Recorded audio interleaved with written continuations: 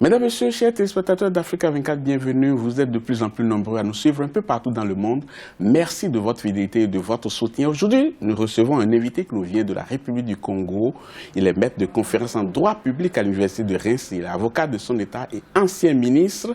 Il vient de publier aux éditions L'Harmattan le livre intitulé L'OMC, une ingénierie juridique et commerciale à reconfigurer. Monsieur, bienvenue qui est notre invité. Merci d'avoir accepté notre invitation. Je le disais, votre livre est intitulé « L'OMC, une ingénierie juridique et commerciale à reconfigurer ». Pourquoi faudrait-il reconfigurer ce modèle-là? Vous savez, en 2013, Thomas Piketty a publié un ouvrage intitulé « Le capital au XXIe siècle ». Et dans cet ouvrage, il trace une courbe quasi exponentielle d'accroissement des inégalités dans le monde. Pays développés, pays en développement, tout le monde est concerné. En 2017, un premier rapport a été publié sur l'état des inégalités dans le monde. On a fait un constat sur 1980-2016. Là encore, on constate un accroissement quasi exponentiel des inégalités dans le monde. Mais quand vous parlez d'inégalités, c'est sur quel plan en fait? Des inégalités, c'est-à-dire entre les pauvres et les riches. D'accord. Ceci m'amène à dire que les deux ouvrages, les deux analyses font le constat que le développement économique postulé par la libéralisation des échanges et qui devait conduire à un abaissement des inégalités, n'aura pas rempli cette mission-là. Or, le système commercial multilatéral est fondé sur un postulat simple. C'est que la participation de tous au commerce international doit permettre aux États de créer de la richesse, de répartir cette richesse et donc de lutter contre la pauvreté, de faire en sorte qu'il y ait un bien-être collectif amélioré. Or, à l'état de constat, on se rend compte que cet objectif n'est pas atteint. Et c'est la raison pour laquelle aujourd'hui, le système commercial multilatéral doit se revisiter, doit revoir ses règles pour les améliorer, faire en sorte que la participation de tous au commerce international génère croissance et prospérité. Vous savez très bien que le président Macron, en son discours devant l'Assemblée générale, a dit ceci clairement. Il a dit qu'il faut redéfinir les règles de l'Organisation mondiale du commerce, redonner à l'OMC les moyens d'édicter de nouvelles règles qui correspondent aux enjeux du XXIe siècle. Ça, c'est un premier élément pour dire qu'il faut reconfigurer. Mais il y a un deuxième élément très important. Vous le savez très bien, il y a un débat aujourd'hui entre les pays du Nord et les pays du Sud, visant à savoir s'il faut inclure ou pas une clause sociale dans le système commercial multilatéral. Les inégalités qu'on observe aujourd'hui, on peut un peu taxer l'OMC aussi d'en être un peu responsable quelque part.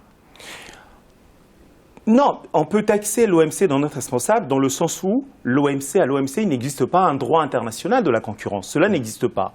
Donc les États et chaque État, à travers lui, ses acteurs privés, essaient de vendre un meilleur taux de profitabilité et de prix. Chacun essaie de gagner des parts de marché, gagner de l'argent, et pour améliorer le bien-être collectif de ces populations. Et donc la concurrence n'est pas régulée. Donc il y a ceux qui ont des positions déjà acquises, qui vendront toujours mieux que d'autres, particulièrement les pays africains, qui ont très peu de produits compétitifs à offrir sur le marché international. C'est la raison pour laquelle il faut égaliser les conditions de la concurrence au niveau international, que tout le monde parte plus ou moins sur la même ligne de départ, et après, bien évidemment, que les meilleurs produits puissent se vendre. Ce qui intéresse beaucoup plus les pays en développement, c'est les accords de partenariat économique. Et qu'ils vous souviennent, au moment où ça se négociait, ces accords-là, on a constaté que certains États estimaient qu'il fallait des accords groupés pour des groupes assez représentatifs, mais d'autres disaient non, il fallait aller simplement... entre les deux, je ne sais pas, quelle est votre lecture? Est-ce qu'il fallait aller en groupe ou bien il fallait aller individuellement? Bon, déjà, avant de répondre à votre question qui est très intéressante, il faut déjà expliquer à nos téléspectateurs que les préférences commerciales de Cotonou n'étaient admises qu'à raison d'une dérogation. La dérogation a couru jusqu'en 2007. Et la dérogation a été obtenue parce qu'on estimait que cette convention de Cotonou pouvait permettre aux pays ACP de créer de la richesse et donc d'améliorer le bien-être de leur population. Premier point. Deuxième point, il faut savoir aussi que les préférences commerciales de Cotonou n'auront jamais permis aux pays ACP de se mettre sur le sentier portant création de richesses et donc amélioration du bien-être de leur population. Deux exemples. Ils représentent 10% de la population mondiale, 1% du commerce mondial. En 1976, 6,7% des produits importés sur le territoire communautaire, donc de l'Union européenne actuellement, étaient en provenance des ACP. En 2003, on est passé à 3%. Le commerce inter-ACP, lui, reste dérisoire, alors que c'était un des objectifs des préférences commerciales de Cotonou. C'est la raison pour laquelle, donc, c'est cette inefficacité économique, c'est cette précarité juridique qui a plaidé donc pour le passage aux accords de partenariat économique avec l'idée que les pays ACP allaient mieux s'intégrer dans le système commercial international de façon harmonieuse et donc permettre à leurs entreprises de vendre un meilleur taux de profitabilité sur les marchés internationaux, donc permettre à leur pays de gagner de l'argent, répartir cet argent, améliorer le bien-être collectif des populations. Ça n'a jamais été le cas. Ça n'a jamais été le cas. Est-ce que ces accords de partenariat économique aujourd'hui vont permettre aux pays africains de créer réellement de la richesse? Moi, je pense que ce n'est pas gagné. Ce n'est pas gagné parce que la préférence commerciale que les pays ACP avaient vis-à-vis de l'Union européenne, avec l'idée que les produits ACP pouvaient rentrer en franchise de douane sur le territoire communautaire, cette préférence commerciale va disparaître.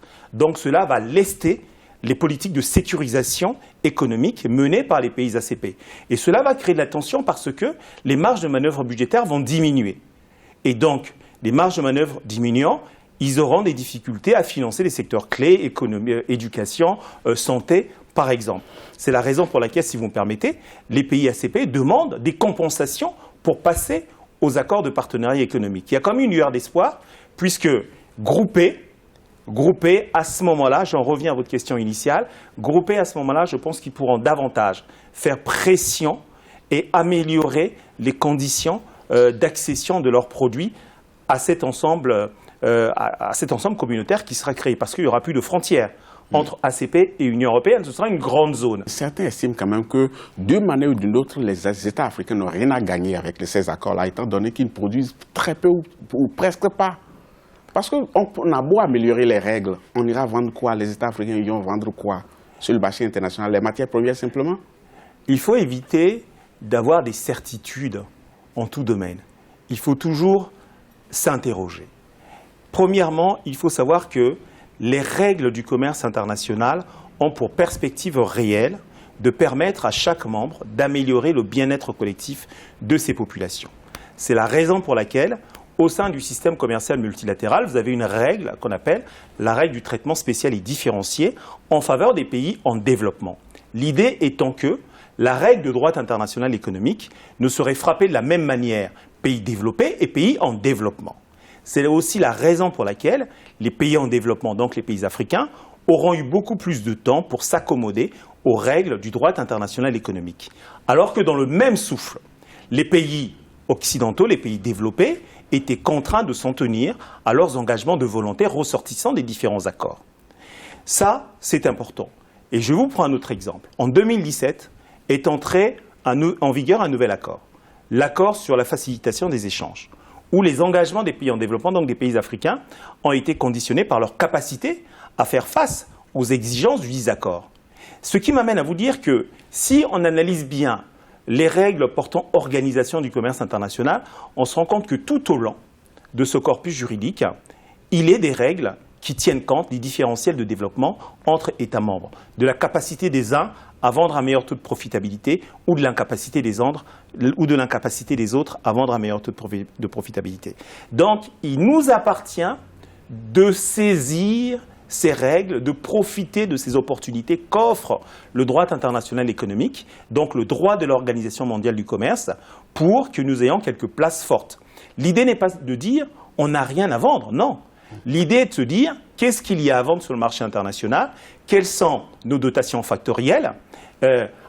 Pour qu'en fonction de cela, on aille produire, c'est cela? Absolument. Mais on ne peut pas dire aujourd'hui que ce n'est pas parce qu'on ne connaît pas ces règles-là qu'on ne produit pas. Est-ce qu'on ne met pas un peu la charrue avant les bœufs? On doit densifier de beaucoup plus, ce qui favoriserait la productivité. Et après, maintenant, on va s'intéresser aux règles qui régissent le commerce international, non? Non, ce n'est pas comme ça que les choses marchent. Si on regarde de façon générale ce qui a été fait dans les pays asiatiques, c'est d'abord l'identification des opportunités par rapport aux dotations factorielles et par rapport à l'avantage comparatif que vous avez.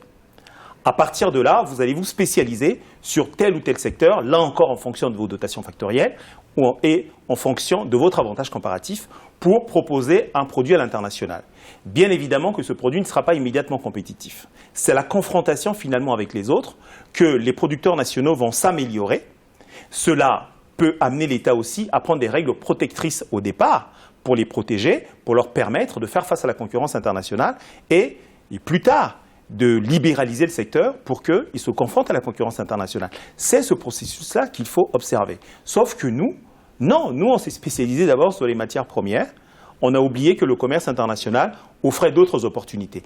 Prenez la question par exemple, on parle toujours du pétrole, on parle des mines. Moi je vais vous prendre un seul exemple. Regardez la question du coton.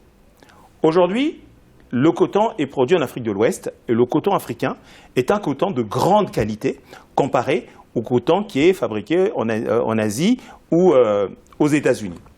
Or, les producteurs américains, les producteurs asiatiques bénéficient d'énormément de subventions, ils sont mécanisés. Nous, on ne l'est pas, mais on a la qualité. Et c'est la raison pour laquelle, aujourd'hui, les pays africains demandent la suppression des subventions pour ce qui concerne le commerce du coton. Mais on a mis du temps, mais à chaque fois, pour la défense de ces intérêts de nos producteurs de coton, on est parti disperser.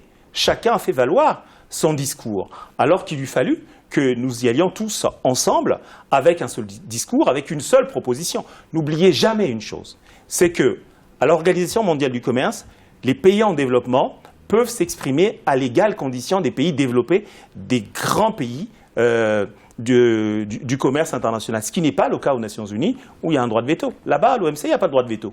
Donc si on se coalise, si on fait bloc, on peut initier des coalitions d'intérêts qui vont nous permettre de faire valoir nos intérêts économiques. Bienvenue au Kiebi, vous n'êtes pas sans savoir qu'il y a une guerre commerciale qui se joue aujourd'hui et les États africains se demandent quelles seront les retombées pour eux ou bien quelles sont les conséquences qu'ils vont endurer. C'est entre autres choses que nous allons voir dans la suite de cette émission. Mais avant, on va marquer une pause. Chers téléspectateurs, ne partez surtout pas. On marque une pause, on vous retrouve dans quelques instants.